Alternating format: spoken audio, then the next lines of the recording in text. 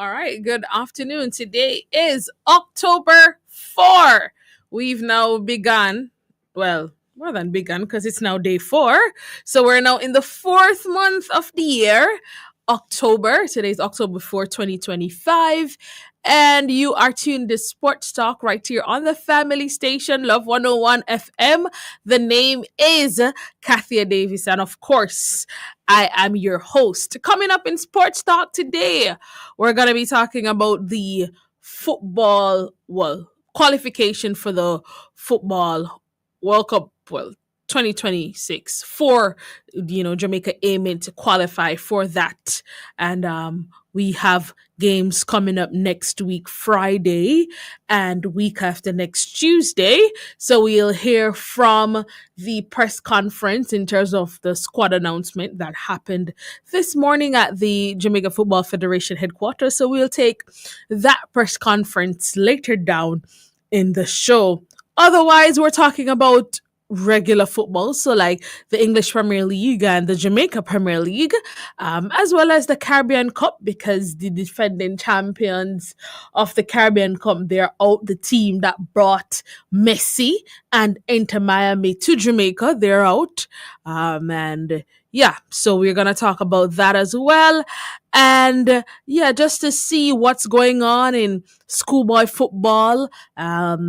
In terms of, there has been some changes in terms of how the teams will play. So I think most of the teams, if not all, the top four in most of the zones would have been decided. So we'll see if we can get you up to speed in what the top four looks like for each of the zones across the Manning and Da Costa Cup. Of course, the Young Sunshine under 21 girls, they would have participated in the World Youth Cup.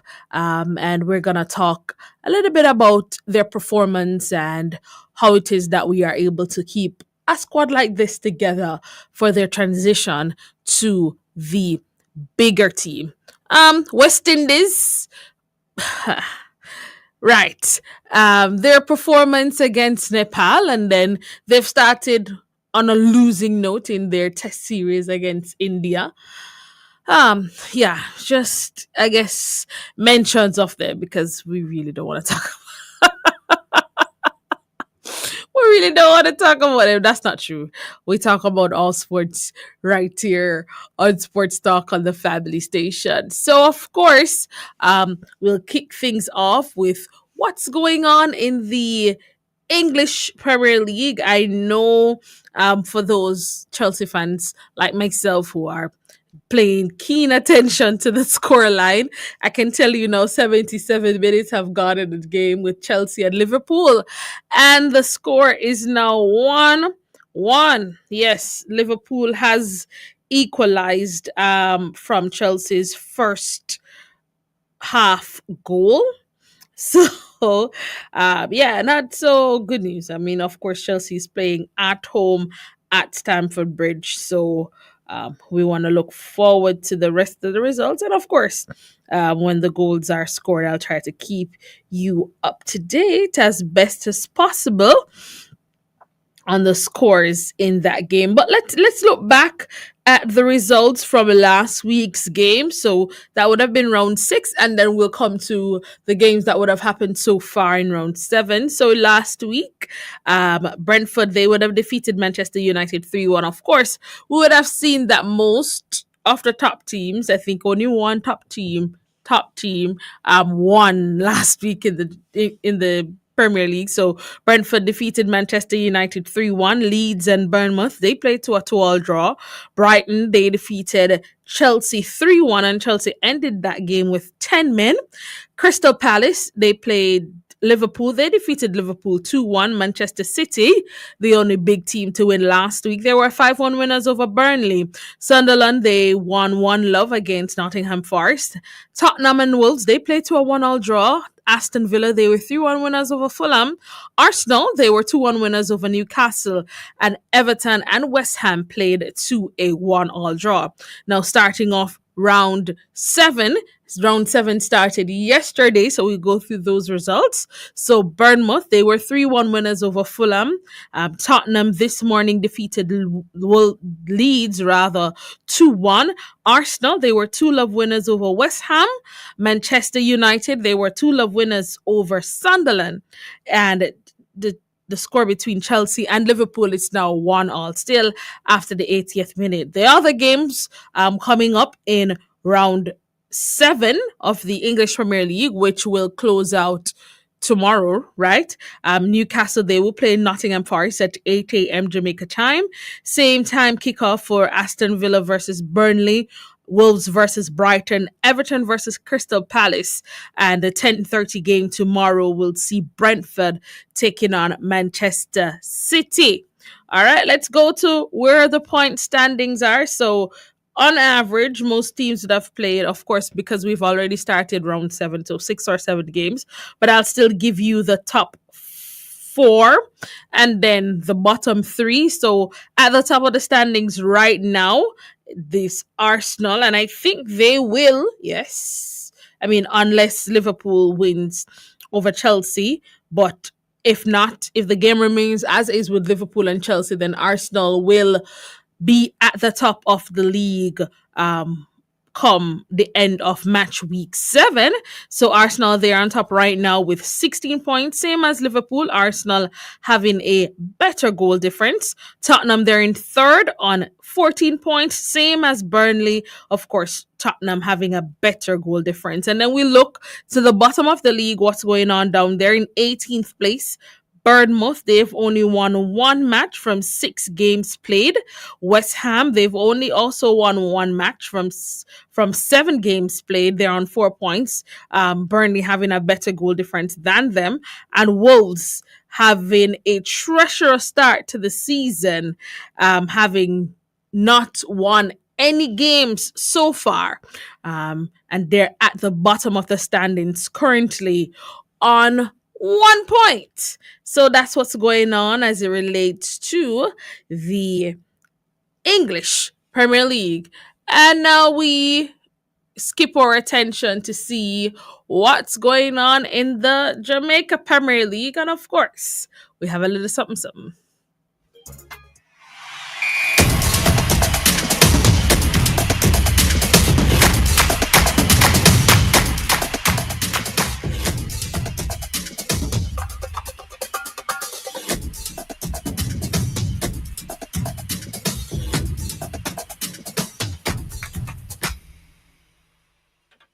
All right. Let's get, going as it relates to the Jamaica Premier League. So last week would have been round 6 in the Jamaica Premier League. Racing and Tivoli Gardens, they played to a 0-0 draw.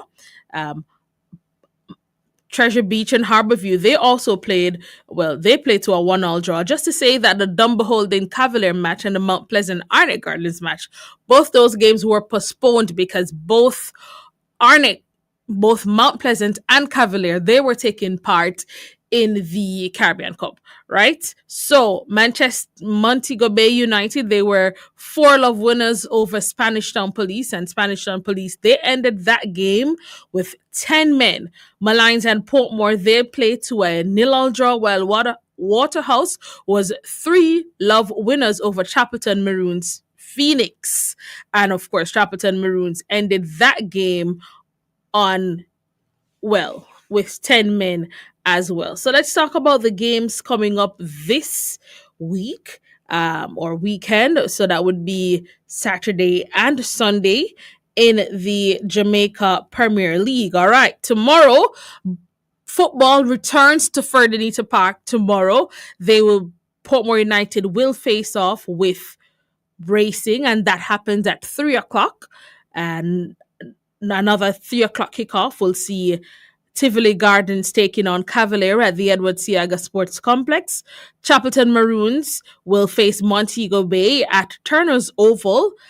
Spanish Town will play Malines at the Waterhouse Mini Stadium. That's the first in the doubleheader at the Waterhouse Mini Stadium tomorrow. The second game being Waterhouse versus Mount Pleasant, which should be, I think, a very interesting game there. And then for Monday Night Football, we return to the Waterhouse Mini Stadium. Harborview, they will play Dunby Holding at 5 o'clock. And Arnett Gardens, they will play Treasure Beach at 7:30. And we want to see where the point standings now as it relates to the Jamaica Premier League. What's going on after, I say, round six almost completed, except for those two games. But currently, Montego Bay, they lead the standings with 13 points up from 6 games. Racing right behind them on 11, with Portmore on 11 and Chapelton Maroons on 10. Still close going. And then at the bottom of the league, Spanish Town Police still yet to get a win for the season. They're at the bottom in 14th place on 1 point. And Malines United, they're on 4 points, 13th place in the league. And they also yet to get a win because having played 6 games, Malines, they've drawn 4 and lost 2. Spanish Town Police, they've drawn 1 and lost 5. So tough going for Spanish Town, having been elevated to the league. I mean, their counterparts, Treasure Beach, who are back in the league, they're just out of the relegation zone in 11th place, but they have managed to carve out a win so far in the Jamaica Premier League. All right, just before we go to the break, as I was saying, in terms of the teams, Cavalier, unfortunately, are out of the Caribbean, the CONCACAF Caribbean Group B. They went down 2-1 to Weymouth, Wales, and so that will see them out of the CONCACAF Caribbean Cup. Of course, we know Cavaliers, they were the defending champions of the CONCACAF Caribbean Cup. However, it was better news for the next the other Jamaica team who participated in the CONCACAF Caribbean Cup, which would have been Mount Pleasant. They were 2-0 winners over OBM FC, and of course, they will move on to semi-final action in the CONCACAF Caribbean Cup. So, or Cup or Caribbean titles or Caribbean competitions, in terms of teams to look forward to, lies solely at the hand of Mount Pleasant. Yes. As I said, Cavalier, they're out. So we're looking to see how far Mount Pleasant can get if they actually can win the CONCACAF Caribbean Cup and then move on from there. So yeah, we're gonna go for a first break on Sports Talk, but when we come back, we will hear from the press conference as it relates to the Jamaica football team coming up, the window coming up in terms of World Cup qualifying action. We'll be right back right here on Sports Talk.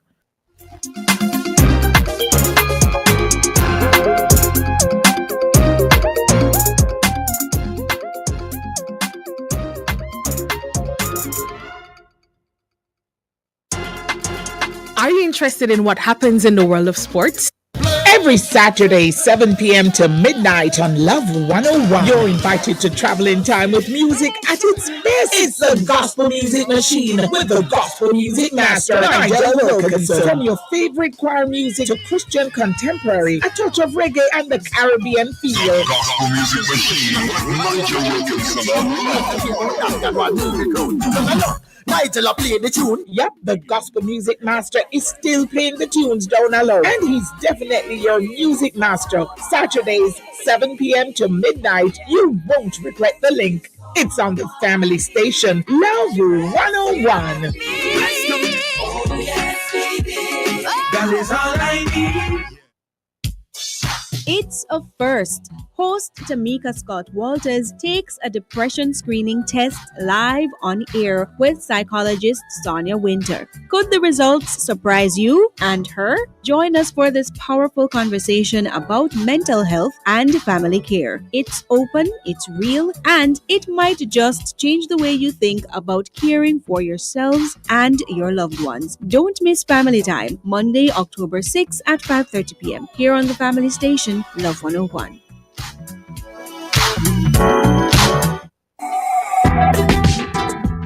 Look up! The heavens declare the glory of God, and the skies proclaim His handiwork. From sunrise to starlight, creation whispers of a Creator who is powerful yet personal.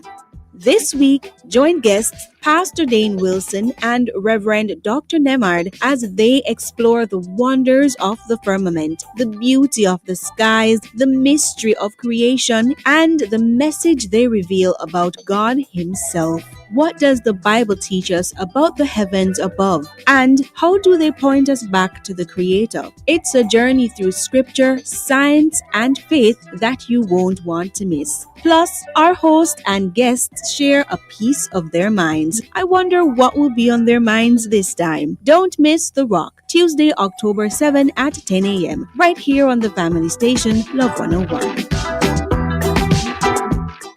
I am a man, yes. Strong man. On the next episode of The Mailbox, we'll be talking about infidelity in marriage, men who get cheated on, and effects of divorce on the family. Infidelity in marriage can be devastating for both partners involved.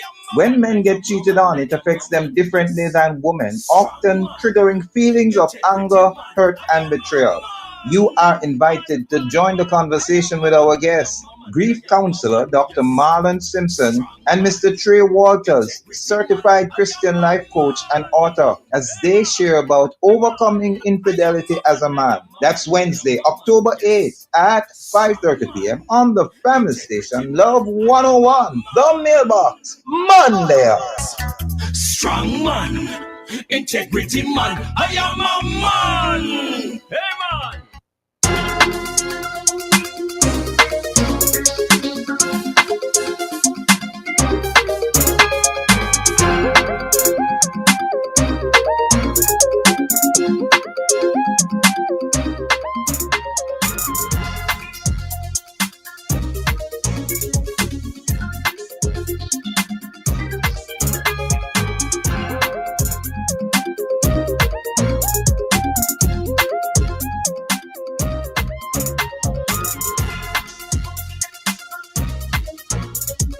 All right, welcome back to Sports Talk right here on the Family Station, Love 101 FM. All right, so we're going to go into the press conference that happened earlier this morning from the Jamaica Football Federation, the Reggae Boys World Cup qualifiers October window, which is going to be October 10, where we will play away to Curacao, and we will play on the 14th at the National Stadium. We will play Bermuda. Of course, Jamaica, good so far in terms of the games we've played. We're 2 from 2 in this final round of qualifications. I'm just going to tell you the team. So our goalkeepers, Andre Blake, Jamali Waite, Tafari Chambers, defenders Joel Latibadair, Ethan Pinnock, Richard King, Dexter Lambakisa, Greg Lay, Damian Lowe, Amari Bell, Mason Holgate. Midfielders Isaac Hayden, Ian Frey, Bobby Reed, John Russell, Karoy Anderson, Jashawn Anglin, Casey Palmer. Forwards Bailey Ty Kadamateri, Shamar Nicholson, Ramon Borrell, Demarai Gray, Kaheem Dixon, Ronaldo Cephas, Tyrese Campbell, and Seymour Reed. All right, so we'll listen back now to that press conference that happened this morning. Simon, and welcome, lady and gentlemen. It's great to be back in Jamaica. It's been a quick turnaround, but I think we like that. Try to keep the momentum. Picking this squad was just as difficult as picking the last squad, where the last squad we had many injuries, many fallouts in the last minute, and the players who came in did a great job. This camp, this squad, we have many of them players back fit, been training for a few weeks, and so back available. So, in terms of injuries, players I couldn't pick for this squad were Warner Brown. Unfortunately, the ankle injury is sustained at the very beginning of the camp, which was very disappointing. Is still not recovered. We miss him. Mikel Antonio, who has been training with Brentford, doing very well. Unfortunately, he's pulled a calf and will be 2 or 3 weeks out, but he's still training with Brentford, so hopefully some things will work out with that. We have Leon Bailey, who he was desperate to come and help, but unfortunately he's just coming back from his injuries, back on the grass this week, working with the team, and we feel it's best that he focuses on getting fit and getting into Roma's team and being available for the November window. Long-term missing Deshaun Bernard. I met him last week at the Sheffield Wednesday game, where he was in good spirits, rehabbing very well, but still quite a few weeks away from coming back to fitness. As I said, picking this squad has been difficult because of the players that are available. We have coming back in Andre Blake, whose first 2 games, clean sheets, so that's good to see. Latibeaudiere, who for the past 4 or 5 weeks has been back in training with Coventry. They're playing so well and obviously top of the league. It's difficult for him to break in, but because of Latibeaudiere's attitude, what he brings to the camp in terms of he can play left back, right back, centre back. He can play midfield, very versatile, but also very, very good for the team. So we welcome him back. Ethan Pinnock has had a couple of games back, training for 4 or 5 weeks, so he's in better condition. Amari Bell, who missed the last camp with a groin injury, has been playing. I think he was on the bench today, came on for 30 minutes, so it'd be good to have him back. Bobby Reid, he played today, and we've missed him, so we welcome him back. Damari Gray, who's made a very good start at Birmingham and looks more like his old self again. We welcome him back. Romain Burrell, who unfortunately we left out of the last squad, but comes into this one.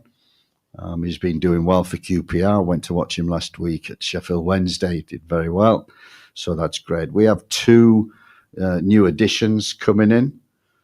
We have Ian Frey, who I've been following for the past year and had conversations with him. He's had injuries. He's trying to establish himself in the Inter Miami team. He's done that. He felt the last camp he wasn't quite ready, but this camp he feels fit, well and ready, and wants to commit to Jamaica, which conversations I've had, he's always wanted to do that. Again, Ian gives us great flexibility, playing right back for Inter Miami, has played centre back, has played 6, 8 in midfield. So again, another player who gives us versatility.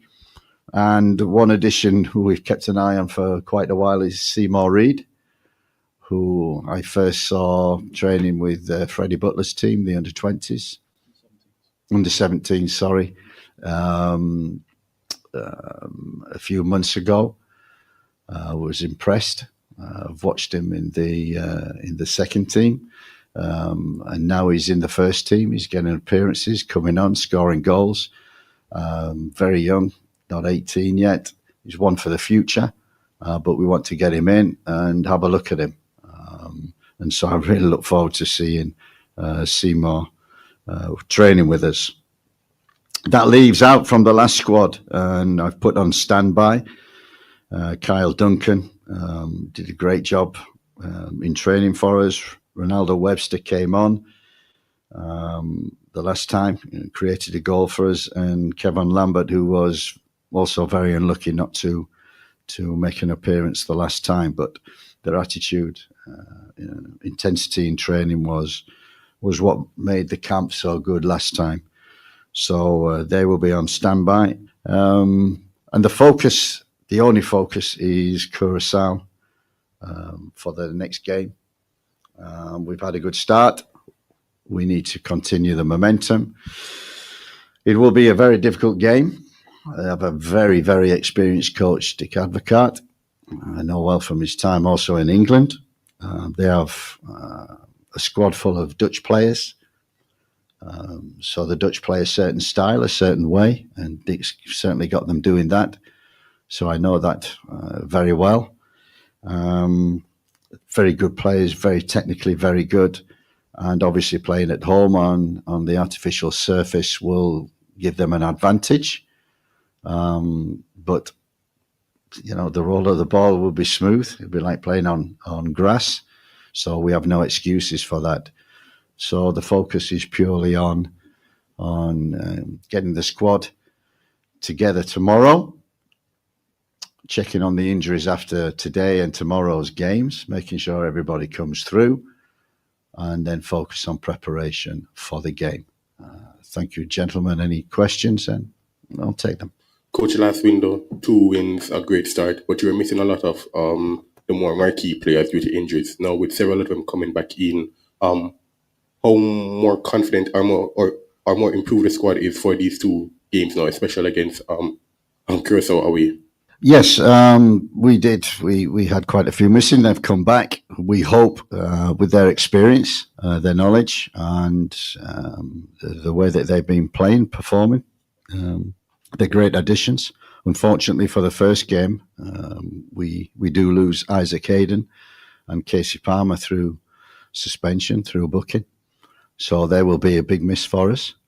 But they'll be available for the second game, so we fly them out a little later. But yeah, I'm not saying the squad is stronger this time. It's just different, and what we want is the same level of performance, the same level of intensity in training, preparation, focus, and same performance of spirit, fight, and good football in the game against Curacao. That's what we're looking for from the group. The next game against Curacao, they're expected to be our biggest test in this group now for the automatic qualifying spot. How important is it that you can able to bring these players in after being missing from injuries to get that right performance, to get all 3 points and continue this good start for Jamaica? Momentum is key, so it's important that we carry that forward. We hope there's not too much disruptions with the new players coming in, but there shouldn't be, because they've been regulars all the way through for the past year since I've taken over.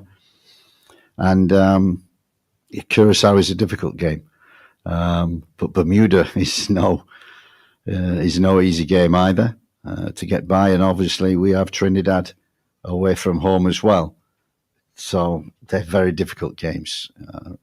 As I said last time, I was impressed with Trinidad, the way they've progressed and come forward. Difficult opponents at home, so they'll be looking for revenge. And obviously the 2 games against Curacao, whatever happens, I think, it goes to the third camp and the last 2 games. And I just hope that by the end of this camp, we're in a good position to battle for the top spot. And a final question, Coach. Before the qualifiers had begun, the JFF had put out a watch list of players, including the likes of Rico Henry, of course, long-term target Mason Greenwood. With this window and the November window left, what are the chances of we seeing those persons playing for Jamaica before the qualifiers end? I can't answer that question. As I said, the last time they weren't involved, and this time also. So we focus on the players who are here, and believe you me, all the players on the list, and I think we put about 50 players on that list. We're following every 50 player very, very closely. So we've got 2 camps to go. Hopefully we have a clean bill of health come Monday for this one, and then November will be different again. Morning, Coach. Morning, Simon. Morning. Coach, you have won the league in Netherlands, and we know that the Curacao team comprises of players mainly from Netherlands. Coach, what can you say, taken from your experience over there? Can you tell us about the Curacao team, or prepared your experience will assist us with the Curacao team?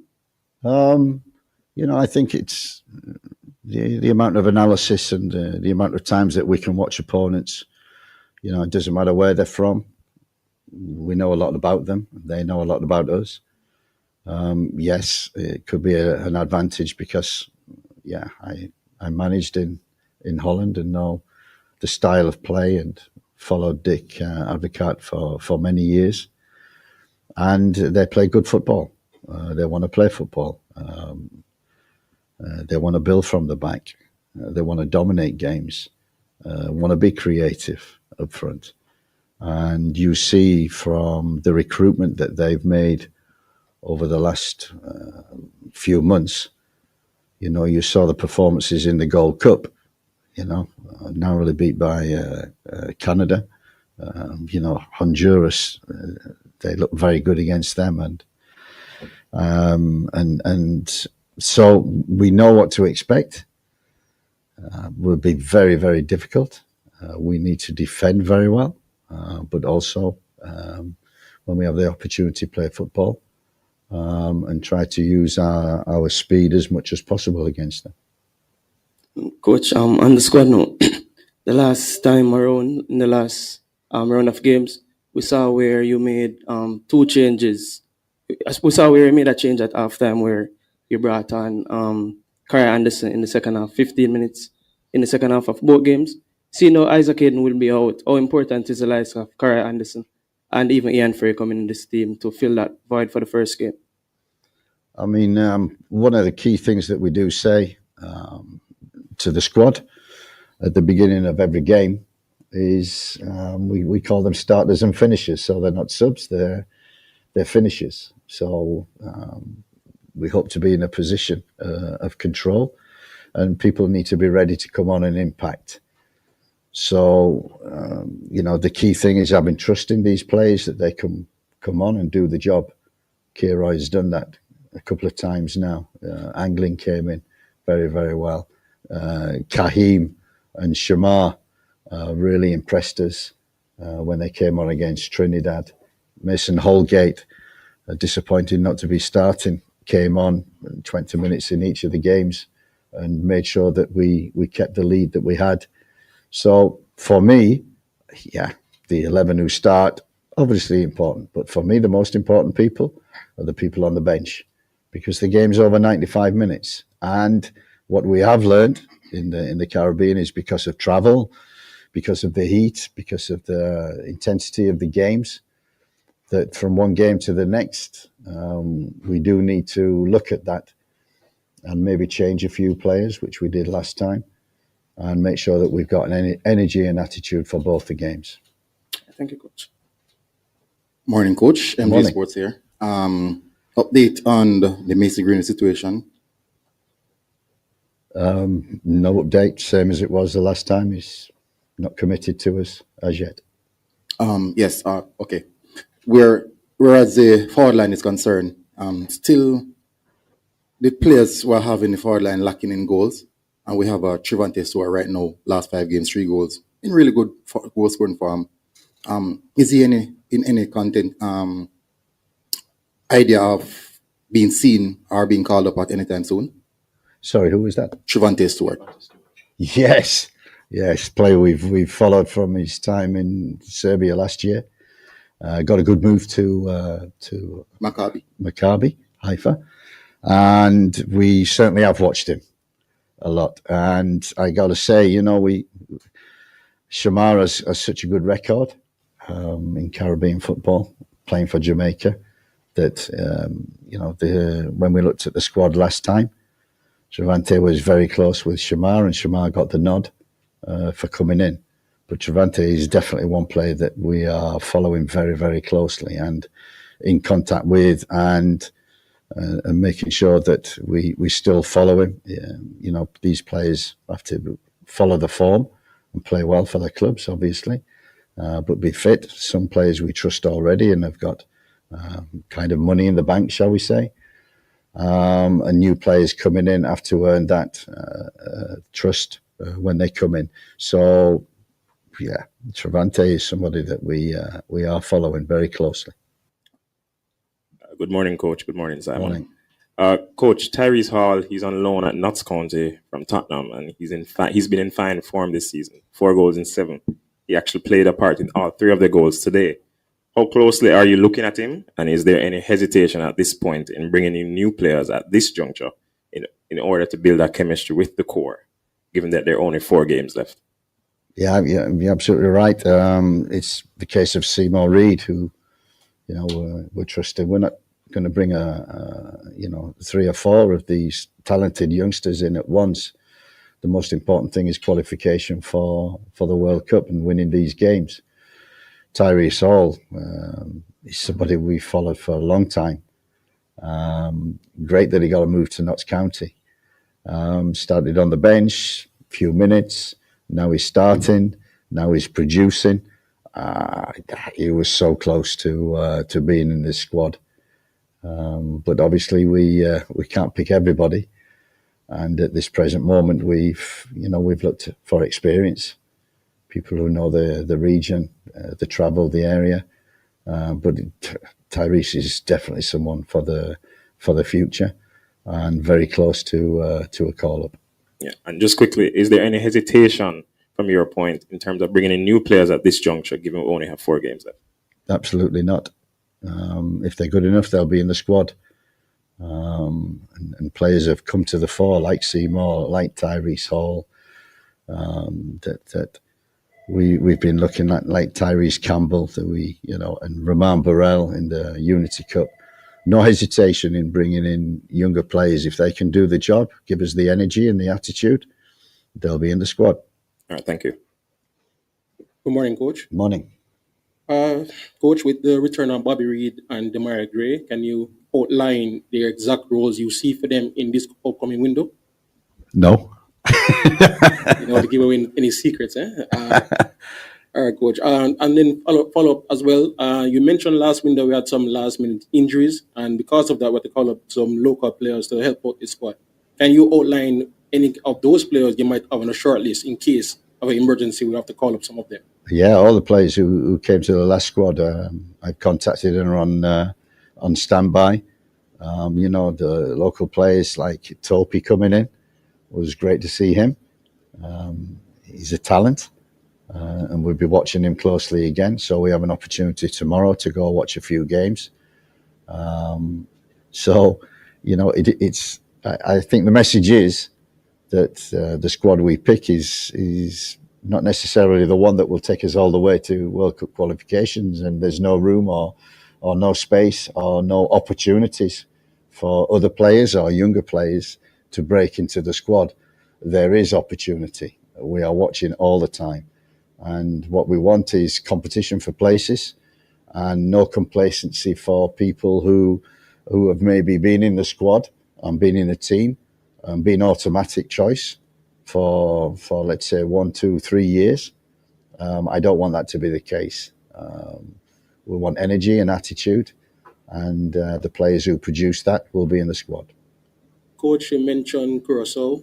Can you outline this host of the specific opponents factor in its selection of the team compared to the selecting the best players available?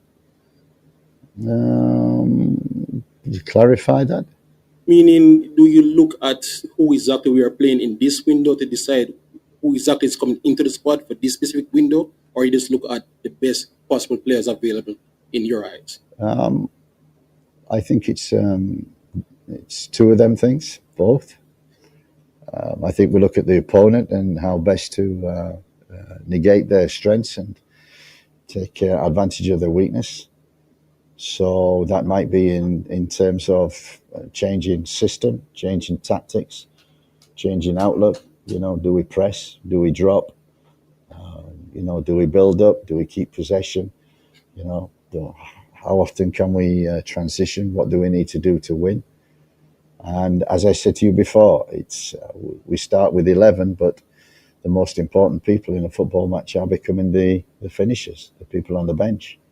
And so that balance we need to get, because we've not just got this game, but to think about Bermuda as well and come out with the points that we need to make sure we're in control of the group for the November camp. Thank you, Coach.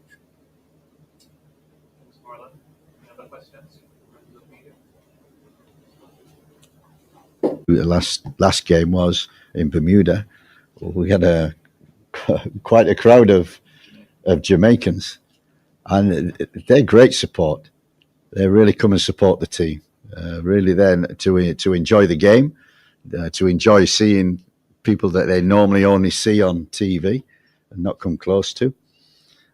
So to give them fans that experience is great, and I'm not too sure whether there'll be many Jamaicans in Curacao. Yeah, a few, but support, home or away, is the most important thing for us. I thought the support against Trinidad was excellent. I thought all the way through. They don't realise, and I think it's so important that once the Jamaican public they get behind the team, they accept what the squad is, they accept that okay, some players that they want to be in are not in. Doesn't really matter. What we're cheering for and what we want is for Jamaica to succeed. So once the squad is named or the team is named, everybody, like they did against Trinidad, get behind the team. Make it difficult also for opponents, because I guarantee you we will have that intensity of spectators against Curacao. We expect a full house and everybody wants to beat us. So we have to deal with that. We want that kind of atmosphere at home, where it intimidates the opponent when they come out. So, the 12. All right, we just heard the press conference this morning from the Jamaica Football Federation headquarters, where national coach of the senior Reggae Boys team, Coach Steve McLaren, spoke about the team. He spoke about players who were out, why they were out, etc., etc. Of course, just a reminder before we go to our final break right here on Sports Talk, the game's coming up. We will play Curacao away on the 10th of October. So that is going to be this Friday, and it's 6 o'clock kickoff time here in Jamaica. And then we will host Bermuda at the National Stadium on the 14th of October. So, of course, I'm looking forward to seeing everybody come out and give our boys the support. In Jamaica, they're currently atop the standings heading into this second final round, but second round of games in terms of World Cup qualifiers. Of course, it's 3 rounds in terms of how the teams will play, and we do have a chance, I think, to qualify from this next set of games straight to the World Cup. I think we gain a perfect win, and then some of the other results go in our favor. All right, stay with us right here on Sports Talk. We will be right back. Ready to achieve success? Registration for the January 2026 CXC CSEC exams is open from September 1 to October 15. Register now via our new portal, OEC Online. With OEC Online, you can register and pay for exams from anywhere. Secure your CXC subjects and invest in your future today. Call 876-618-3721 or visit our website at overseasexams.org.jm. The OEC, providing educational services with integrity. Levis Heritage presents Champion Festival and Anniversary Celebration on Saturday, November 1st, 2025 at the Hart College of Construction Services Auditorium in Portmore starting 7 p.m. sharp, featuring Kevin Downswell, Sister Pat, Lubert Levy, Orville Sutherland, and other ministers. Get your ticket now online at spuropen.com/Levis Heritage. Sponsored by Love 101, Spur Open, Print Big, Crystal Clear Productions, Caribbean Gospel TV, and others. Ticket deals end September 30. Get your tickets online now. Every Saturday, 7 p.m. to midnight on Love 101. You're invited to travel in time with music at its best. It's the Gospel Music Machine with the Gospel Music Master, Nigel Wilkinson. From your favorite choir music to Christian contemporary, a touch of reggae and the Caribbean feel. Gospel Music Machine with Nigel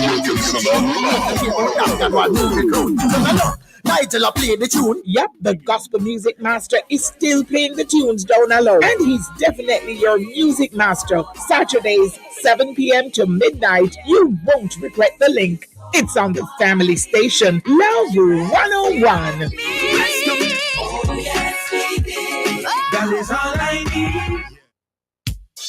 It's a first. Host Tamika Scott Walters takes a depression screening test live on air with psychologist Sonia Winter. Could the results surprise you and her? Join us for this powerful conversation about mental health and family care. It's open, it's real, and it might just change the way you think about caring for yourselves and your loved ones. Don't miss Family Time, Monday, October 6th at 5:30 p.m. here on the Family Station, Love 101.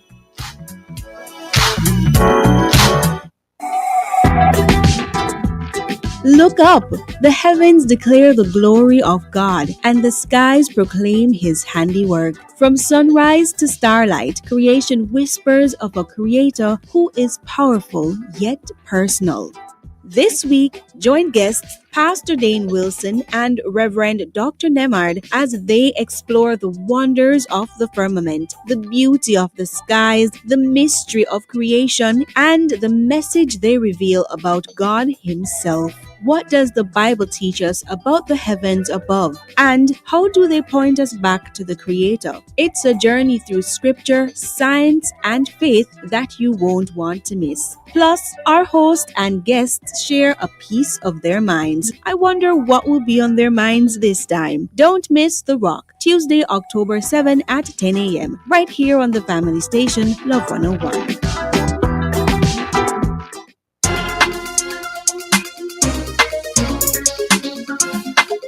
All right, welcome back to Sports Talk right here on the Family Station, Love 101 FM. And we are sticking with football in terms of schoolboy football. Haven't spoken much about that, but let's just, try to get you up to date in what's going on with schoolboy football. But first, let me see if I can get you through the games coming up today actually. All games kick off at 3:30. So we'll start with the Costa Cup. Maldon, they will host Cornwall College. Green Pond will play Irwin. Froome Tech plays Cambridge. Black River plays Mannings. Petersfield plays Louisville. Troy plays Cedric Titus. William Nib plays Mouchette. Stets, they will host Lacovia. Magatee hosts BB Coke at the Appleton Sports Club. Mayday, they will play Cross Keys. Going on, Bel Air, they will host Mount St. Joseph. Manchester, they will host the Carteret College. So that's a doubleheader at Manchester. So Bel Air will play Mount St. Joseph at 1. And Manchester plays the Carteret College at 3:30. Alphonsus Davis, they play Knox College at 3:30. Christiana, they will host Homewood at the Kirkvine Sports Complex. Central, they will play Claude McKay at the Effortville Community Center. Clarendon College, they host Edward Allen. Kemps Hill, they'll host Garvey Maceo. Denby, they'll host Glenmuir. Old Harbour will host McGrath at the MOE Region 6 field. Dintil Technical, they will host Tasha Golden.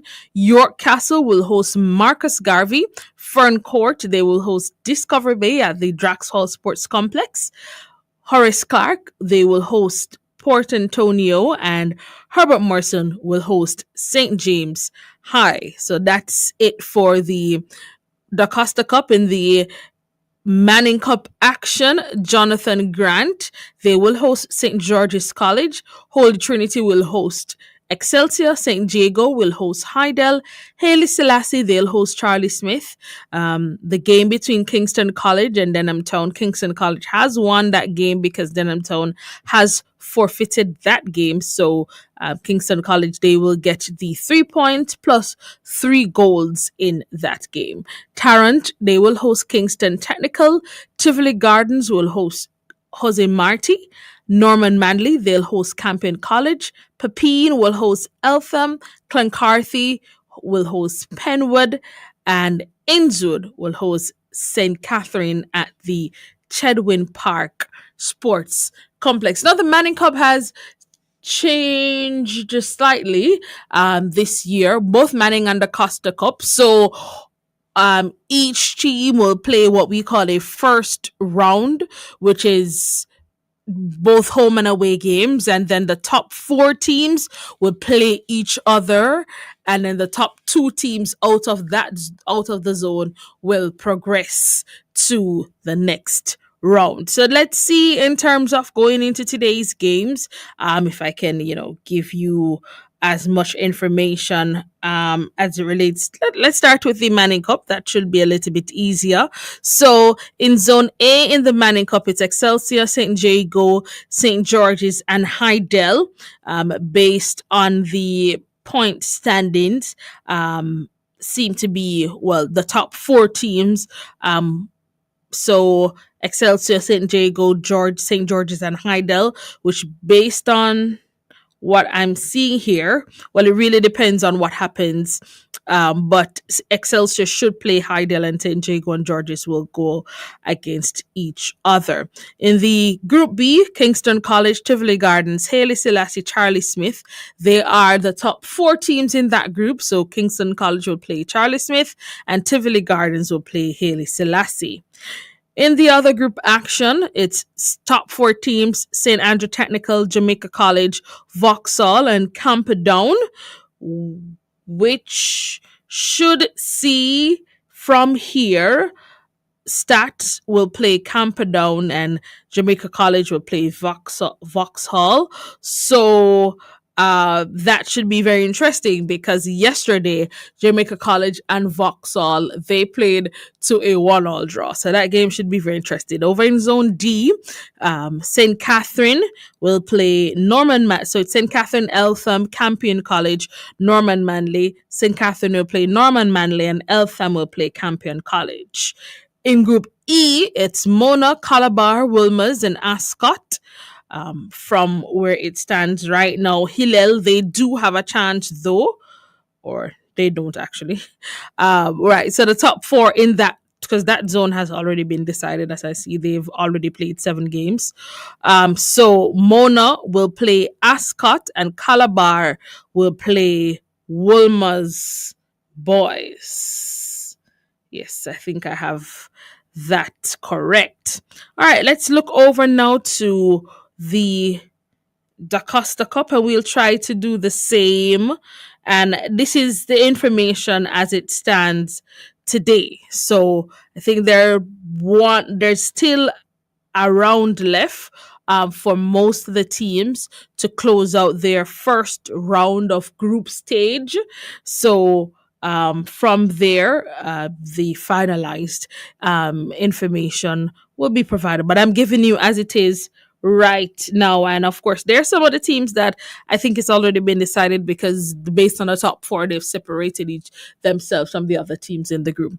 All right, let's go over now to the Da Costa Cup. Same rule applies. First will play fourth, second and third will play each other. All right, so in Zone A, top 4 currently Cornwall College, Maldon, Herbert Morrison, and St. James. So from this, Cornwall will play St. James and Maldon will play Herbert Morrison. All right, over in Zone B, top 4, Recees, Frome, Cambridge, and Green Island. It's still close going because Green Island and Nakalva has the same set of points, but we'll see. So receipts from this should play Green Island, and then Froome and Cambridge, they will play against each other in the next match. Zone C, the top four right now, they are Mannings, Petersfield, Black River, and Louisville High. So Mannings will play Louisville, and Petersfield and Black River will play against each other. In Zone D, and this is the DaCosta Cup we're speaking, Cedric Titus, William Knibb, Spot Valley, and Troy High. So Cedric Titus will play Troy, and William Knibb will play Spot Valley. In Zone E, it's BB Coke, Stets, Magotty, and Lacovia. BB Coke will play Lacovia, and Stets will play Magotty. Zone F, yes, the DaCosta Cup, yes, they do have more teams over in the Costa Cup, just in case you're wondering. So it's Manchester United, Bel-Air, Mayday, and Descartes College. So Manchester will play Descartes College, while Bel-Air will play Mayday. In Zone G, it's Christiana, Alphonsus Davis, Homewood, and Knox College. So from this, Christiana will play Knox, and Alphonsus Davis will play Homewood. Then Zone H, it's Central, Clarendon College, Edwin Allen, and Lennon High. So Central will play Lennon, and Clarendon College will play Edwin Allen. That was Zone H. So we're going I, which is Glenmuir, Garvey, Messiah, Kemps Hill, Denby. Glenmuir will play Denby, and Garvey Messiah will play Kemps Hill. Zone J, yes, still going. McGrath, Dintil, Old Harbour, Charlie Munt. McGrath will play Charlie Munt, and Dintil will play Old Harbour. And then Ocherius, York Castle, Zone K. I'll just tell you the teams now. So it's Zone K. Ocherius will play Ferncourt, and York Castle will play Brownstown.